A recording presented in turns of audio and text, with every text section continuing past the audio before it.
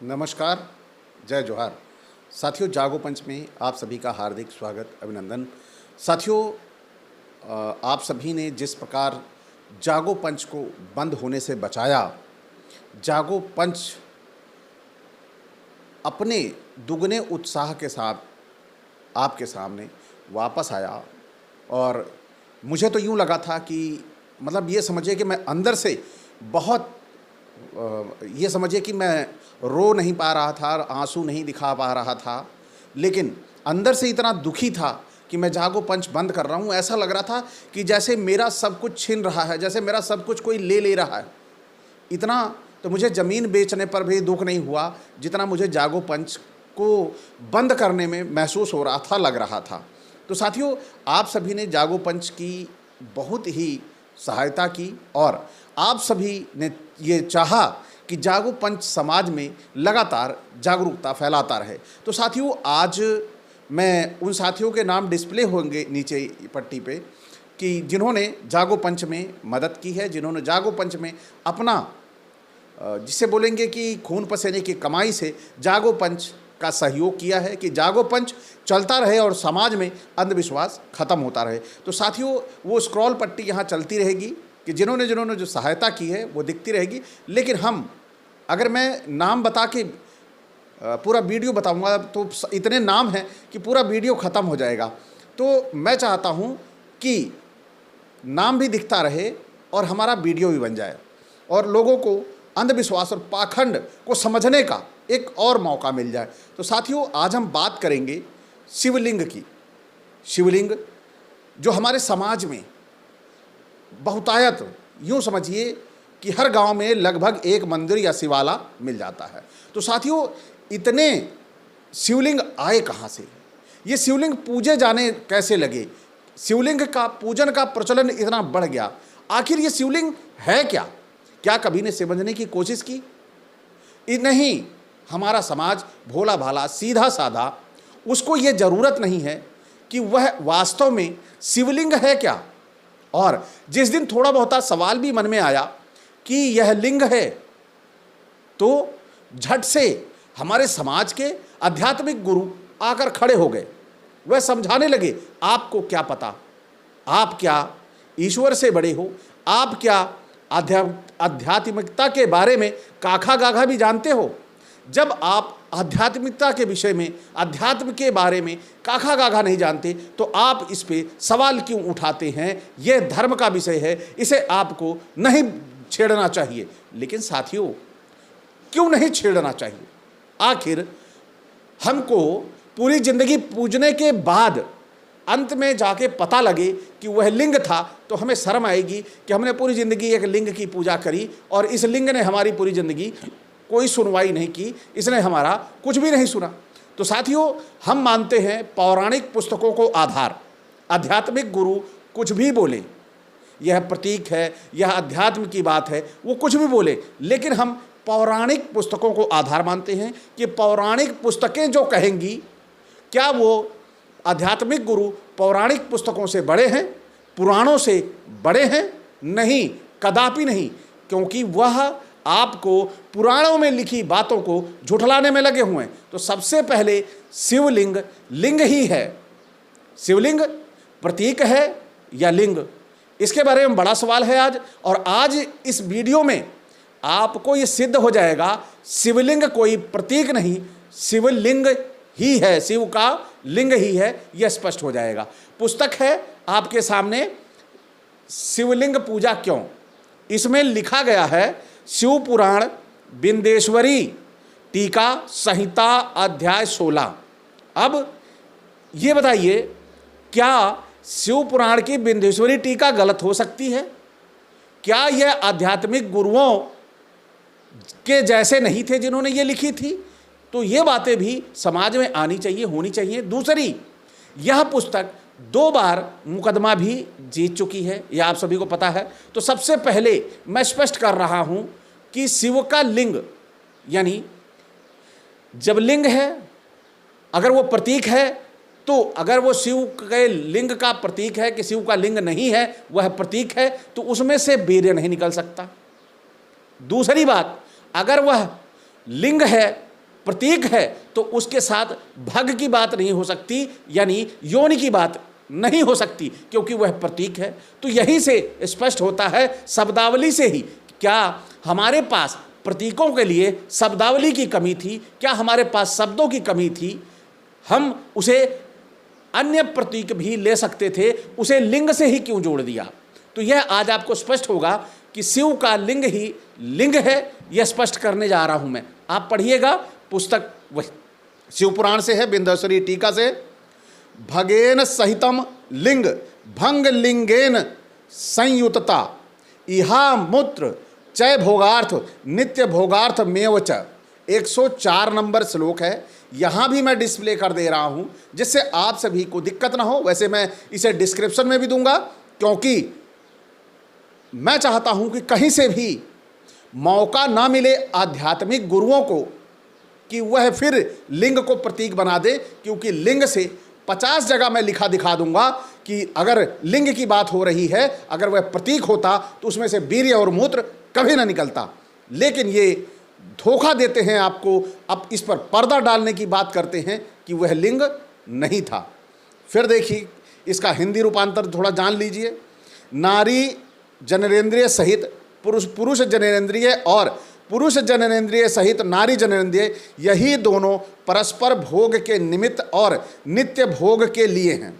अब 105 नंबर क्या कह रहा है, अब आपको स्पष्ट हो गया कि वह वास्तव में लिंग ही है, क्योंकि नारी जननेंद्रिय सहित पुरुष जननेंद्रिय और पुरुष जननेंद्रिय सहित नारी जननेंद्रिय, यही दोनों परस्पर भोग के निमित्त और नित्य भोग के लिए है।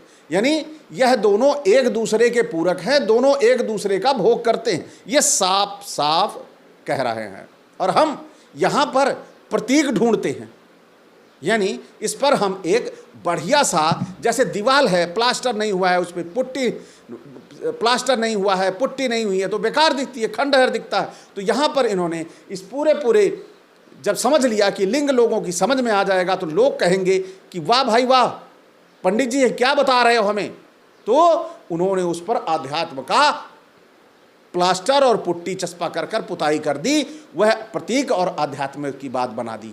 और अगला, भगवत महादेवम शिवम लिंगम प्रपूज्यते प्रपूज्येत, 105 नंबर श्लोक, भगवान महादेव का लिंग रूप में पूजन करें। फिर अगला है स्वचन पूजना प्रीत चिन्ह कार्य नवीयते चिन्ह कार्य तो जन्मादि जन्माद्यम विनर्वर्तते, 108 नंबर, शिवजी अपने पुरुष चिन्ह अर्थात लिंग को पूजने से प्रसन्न हो जाते हैं। इससे चिन्ह कार्य प्राप्त नहीं होता है, यानी मोक्ष हो जाती है। चिन्ह कार्य जन्मादि का कारण है और चिन्ह पूजने से जन्म मरण के बंधन से निवृत्ति और छुटकारा मिल जाता है। चिन्ह यानी लिंग, यानी यहाँ पर भी प्रतीक की बात कर दी गई है। लेकिन अब जब ऊपर के 2 श्लोक हमें लिंग और भग की बात कर रहे हैं तो वह क्या स्पष्ट होता है कि वह वास्तव में ही लिंग है। तो यहाँ पर आप सभी को पूरी तरह से स्पष्ट हुआ होगा कि लिंग जो है वास्तव में वह शिव का लिंग है, और इसे प्रतीक और अध्यात्म की बात लेकर आपको बहकाने वाले लोग आपको बहका देते हैं और आपसे लिंग की पूजा करा देते हैं। यहाँ मैं आपको दूसरा मैं स्पष्ट कर दे रहा हूँ, दूसरी बात भी है। यहाँ पर केदार कल्प की बात कर रहा हूँ मैं, तो ये मैंने डाउनलोड किया है केदार कल्प, और मैं आपको थोड़ी सी बात यहाँ बता रहा हूँ। ये श्लोक नंबर देखिए, श्लोक नंबर है ये 20। इसमें शिवजी खुद कह रहे हैं, मेरे लिंग से निकला केदार का जल जिसके शरीर में स्थित हो वह मनुष्य वहाँ कहीं भी मर जाए तो स्वामी कार्तिकेय के समान होता है। यानी उनके लिंग से निकला केदार का जल, यानी जो केदारनाथ का जल निकल रहा है वह उनके लिंग से जो निकला हुआ है वह आपको स्पष्ट हो रहा है कि उससे लोग जन्म और मरण से मुक्ति पा रहे हैं। तो साथियों, अब मैं आपको इसका दूसरा श्लोक बताऊंगा, वह आपको मैं स्क्रीनशॉट भी यहाँ दिखा दूंगा इसका, और साथ साथ आपको इस केदार कल्प की वो चीज़ें दिखाऊंगा कि अगर केदारनाथ लिंग नहीं है तो उसमें से इस पुस्तक में क्यों नहीं कहा गया है कि इसमें से वीर्य निकल रहा है? अगर वह प्रतीक है तो प्रतीक में से वीर्य कैसे निकल सकता है? ये आप सभी समझ सकते हैं, आप सभी को जानना होगा।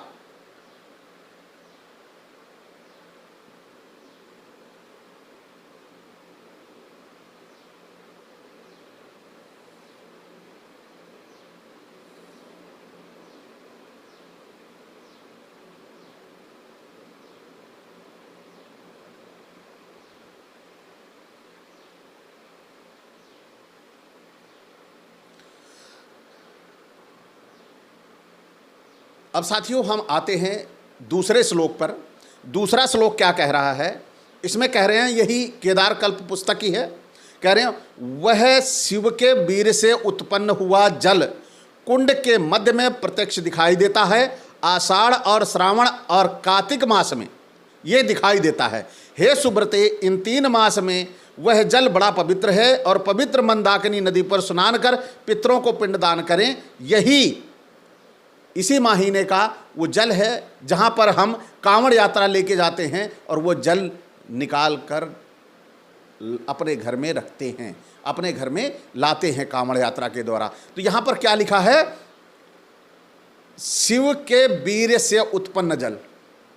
आप सभी को यहाँ दिखाई भी दे रहा होगा, जो शिव के वीर्य से उत्पन्न हुआ है, तो क्या वहाँ शिव का लिंग नहीं था? वह प्रतीक कैसे हो गया? ये बातें आपको कहीं दूसरा कोई बताने वाला नहीं है, ना ही कोई समझाने वाला है। तो आप सभी इस बात को गौर से समझिए कि हमें किस तरह से गुमराह किया गया है लिंग पूजवाकर, लिंग की पूजा करा दी और हमें उसके बाद गुमराह भी करते रहे कि वह लिंग नहीं है। तो साथियों, अब आपको मैं फिर स्पष्ट करना चाहूँगा कि शिवजी बोले, हे देवी, इसके आगे केदार के फल को कहताई यह उत्तम तीर्थ मेरे वीर्य से स्थित हुआ है। अब फिर यहाँ पर वीर्य का जिक्र आया। अगर वीर्य है तो लिंग भी होगा, बिना लिंग के वीर्य नहीं। जब लिंग से वीर्य निकल रहा है तो वह जो वीर्य निकल रहा है जहाँ से, वह प्रतीक कैसे हो सकता है? सबसे बड़ी बात यह होती है कि अगर वह लिंग नहीं है, प्रतीक है, तो उसमें से वीर्य कैसे निकल रहा है? तो एक ये बात हुई, और दूसरी बात हुई कि बार बार सारी पुस्तकें चिल्ला चिल्ला कर कह रही हैं कि वह लिंग है, उसमें से वीर्य निकलता है, लेकिन हमारे जो समाज के आध्यात्मिक गुरु हैं उस पर कितना मोटा पर्दा डालने के लिए लगे हुए हैं कि वह उसे चाहते हैं कि किसी को पता ना लग पाए कि वो वास्तव में लिंग है। आखिर वो इस लिंग को छिपाना क्यों चाहते हैं कि लोग उसे जान ना पाएं, समझ ना पाएं कि वह लिंग है? आखिर ऐसा क्या रहस्य है इसमें? फिर मैं छोटी सी और बात बता रहा हूँ। केदार से अधिक गुप्त स्थान कोई नहीं है, केदार से अधिक गुप्त स्थान कोई नहीं है। जो मनुष्य भक्ति से सावधान चित्र को पान करते हैं, यानी क्या, केदार से अधिक कोई भी स्थान गुप्त स्थान नहीं है। प्राणियों को अभय देने वाला मेरे लिंग से उत्पन्न हुआ केदार का जल, जो मनुष्य भक्ति से सावधान चित्त होकर पान करते हैं, वो मुक्ति को प्राप्त होते हैं। तो आप सभी को एक नहीं, ये कईयों उदाहरण ऐसे मिल गए जिससे स्पष्ट होता है कि जो हम आज पूजा कर रहे हैं, हमारा समाज दौड़ दौड़ कर गिरा जा रहा है, पैदल चल के किलोमीटर यात्रा की जा रही है, वह शिव जी का लिंग है। क्या शिव के शरीर में कोई और अंग नहीं था? या प्रतीक लेने के लिए शिव का लिंग ही मिला था? प्रतीक के लिए उनके हाथ भी ले लेते, उनका सिर ले लेते, उनकी जटाओं को ले लेते। इन सब को ना लेकर लिया किसको? लिंग को। इन्होंने लिंग को नहीं लिया, इन्होंने लिंग पर, वास्तविक चीज पर पर्दा डालने के लिए प्रतीक और अध्यात्म का सहारा लिया। ये वास्तव में लिंग है, यह एक नहीं सैकड़ों उदाहरणों से स्पष्ट हो चुका है। तो साथियों, आप सभी भी जाने, यदि आपको बहुत ही पूजा करने का, आपकी बहुत बड़ी आस्था ही है, तो आप शिव की फोटो पर जल चढ़ा लें। कृपया उनके लिंग पर न जल चढ़ाएं, क्योंकि इससे सृष्टि का नुकसान भी हो सकता है।